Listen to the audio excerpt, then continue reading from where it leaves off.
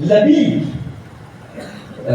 یزید ابن لبید غالباً ان کا نام، ایک صحابی ہیں، وہ روایت کرتے ہیں، فرماتے ہیں نبی کریم صلی اللہ علیہ وسلم نے ایک مرتبہ پیشین گوئی فرمائی کہ یہ ایسا وقت ہوگا جس میں علم اٹھا لیا جائے گا، علم اٹھا لیا جائے گا۔ تو ایسے موقع کے اوپر ایک صحابی، یہی صحابی تھے یزید غالباً جن کا نام تھا، انہوں نے کہا نبی کریم صلی اللہ علیہ وسلم کو کہ یا رسول اللہ علم اٹھ کیسے جائے گا؟ ہم خود قرآن پڑھیں گے اور ہماری اولاد کو پڑھائیں گے، ہماری اولاد ان کی اولاد کو پڑھائے گی، اور آخر تک جو ہے یہ قرآن کریم کا سلسلہ باقی رہے گا، یعنی کتاب اللہ ہمارے درمیان میں موجود رہے گی تو علم باقی رہے گا۔ آپ صلی اللہ علیہ وسلم نے فرمایا کہ اے زیاد، میں تو تم کو مدینے کا بہت ہوشیار آدمی سمجھتا تھا، لیکن تم اتنی موٹی بات نہیں سمجھ سکے۔ یہ یہود نصارہ کو دیکھ لو، ان کے درمیان میں اللہ کی کتاب تورات و انجیل تھی یا نہیں، اس کے باوجود بھی یہ ایسے گمراہ ہوئے کہ آج ان کا کوئی پرسان حال نہیں ہے۔ صرف ذرائع علوم کا باقی رہنا، اسباب علم کا باقی رہنا کافی نہیں ہے جب تک کہ اس کے پڑھانے والے اور باقاعدہ پڑھانے والے علماء موجود نہ ہو۔ اس روایت کے اندر بہت صاف طریقے پر، نہ دلالتاً نہ اشارتاً، اہل علم جانتے ہیں عبادت النص ما سیق لاجلہ، جس کے لیے یہ حدیث لائی گئی ہے وہ مضمون بتا رہا ہے کہ علماء کو چھوڑ کر صرف کتاب اللہ بھی کام نہیں دے سکتی۔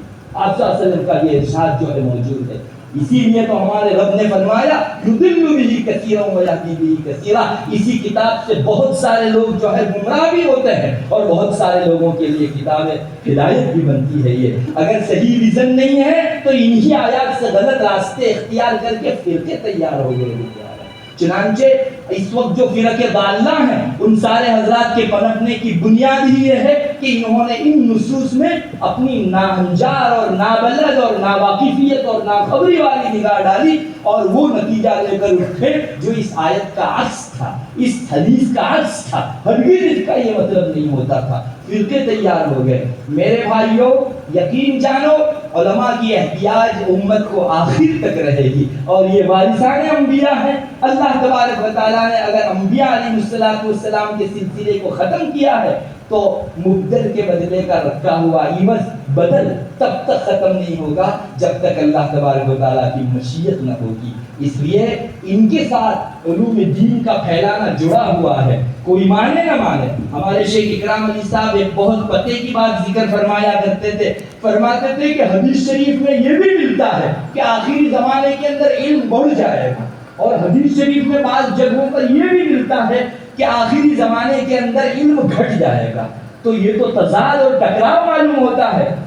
روایتوں میں پیشین گوئی اس کی بھی ہے کہ علم بڑھ جائے گا، اور روایتوں ہی کے اندر اس کی بھی پیشین گوئی ہے کہ علم گھٹ جائے گا۔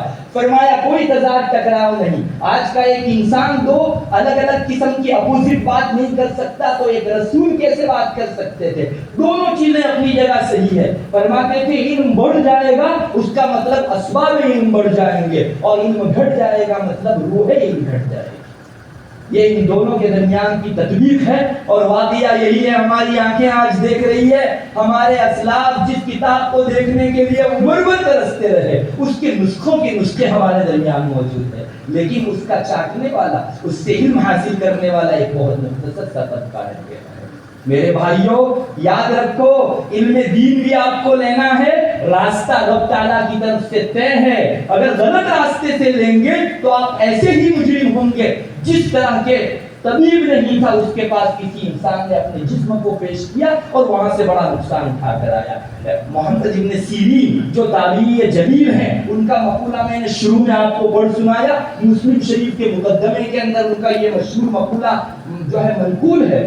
محمد ابن سیرین فرمایا کرتے تھے انظروا عمن تأخذون دینکم، ارے اپنا دین کس سے حاصل کر رہے ہو ذرا دیکھ لیا کرو۔ ڈاکٹر سے، پروفیسر سے، کسی انجینئر سے، کسی لیڈر سے، کسی بلڈر سے، دنیا کے کسی آفیسر سے لے رہے ہو؟ نہیں، انظروا عمن تأخذون دینکم، اپنا دین کس سے حاصل کر رہے ہو دیکھ کر لیا کرو، ورنہ رسی کے نام پر سانپ ہاتھ میں آ جائے، آپ تمیز نہیں کر سکیں گے کہ یہ باطل آ رہا ہے یا حق آ رہا ہے۔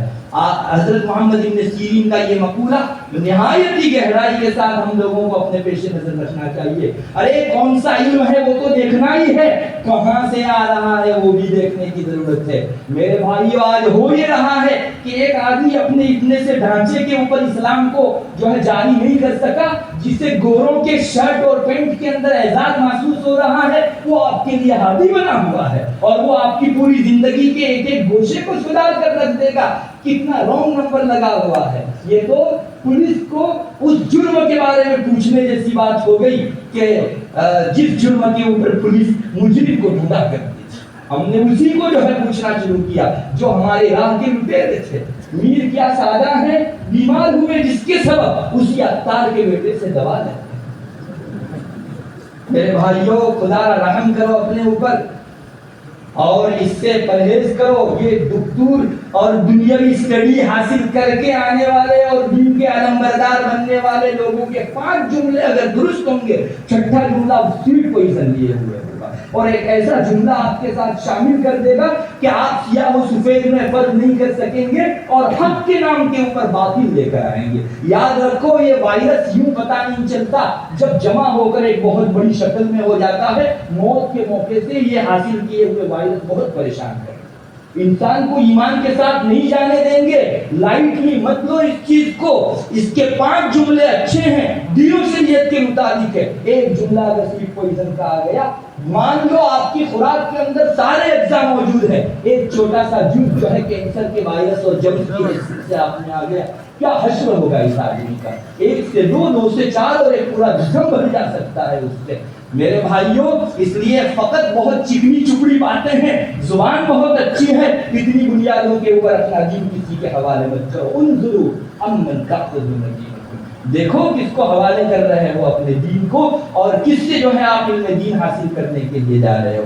میرے بھائیوں یہ تو اس صورت میں بات ہے جبکہ 5 باتیں صحیح ہو اور 6ٹھی بات جو ہے وہ غلط ہو. میں تو ایک قدم آگے بڑھ کے آپ کو کہتا ہوں 5 کیا 6 باتیں صحیح ہو اپنی جگہ, لیکن جس نلکی سے آپ علم حاصل کر رہے ہیں وہ نلکی درست نہیں ہے, مت لو اس سے علم ورنہ آپ کے پاس علم گدلا آئے گا.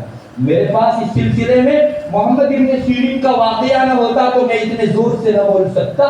محمد ابن سیرین جلیل القدر تابعی ہیں, ان کا واقعہ اس زمانے کے اندر پھیلی ہوئی اس بیماری میں ہماری آنکھیں کھولنے کے لیے کافی ہے. محمد ابن سیرین تشریف فرما تھے اپنے گھر کے اندر, ان کے شاگردان موجود تھے, کسی نے دستک دی.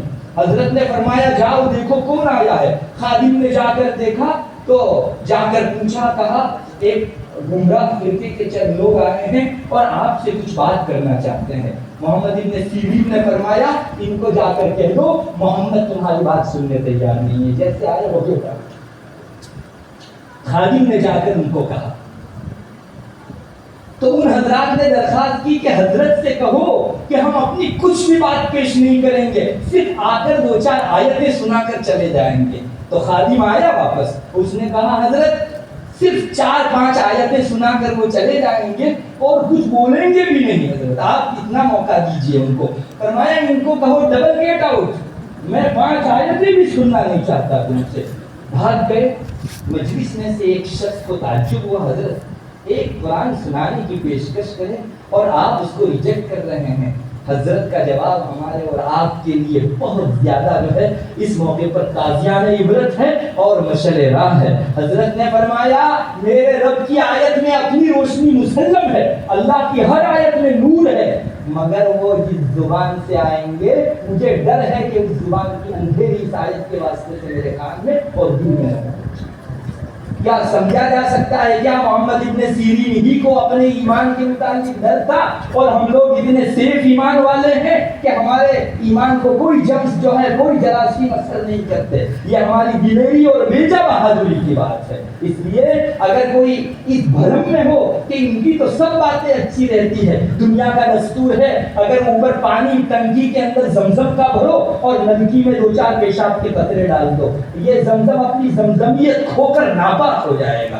کل کو یہی زمزم ہمارے سر پر لگایا جاتا تھا بس سبیل تبرک, لیکن آج خبردار جو کسی نے لگایا اس زمزم کو, چونکہ پیشاب والی نلکی کے راستے سے وہ آیا ہوا ہے, آج لگایا تو دھوئے بغیر نماز نہیں ہوگی.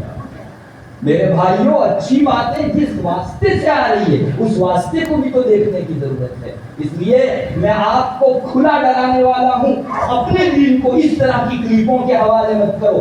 چینلوں والے اسلام سے اللہ کے واسطے جو ہے توبہ کرو, پرہیز کرو اور اپنے آپ کو بچاؤ, اپنی اولاد کو بچاؤ. میں پوچھتا ہوں کیا وہ علماء ختم ہو گئے جن علماء کا ایڈریس آج سے 1400 سال پہلے رسول اللہ صلی اللہ علیہ وسلم نے دیا تھا؟ اپنے دین کی پیاس ہوگی تم ان علماء کے پاس جا کر بچھانا. کہاں چلے گئے وہ ارشادات؟ کیوں وہاں سے جو ہے ہم لوگ مڑ کر یو ٹرن مار کر اس طرف جو ہے ایسے لوگوں کے ہاتھوں دین حاصل کرنے جا رہے ہیں جن کو الف کا نام بھالا نہیں آتا, جو اپنے ایک جسم کے اوپر رسول اللہ صلی اللہ علیہ وسلم کی جو ہے سنت کو نہیں جاری کر سکے, وہ خاک آپ کی حیات کے اندر روح بن سکے. میرے بھائیوں بات بہت ایموشنل ہے, اور اس لیے بھی ایموشنل ہے کہ ہمارے دین سے اس کا ذاتی تعلق ہے.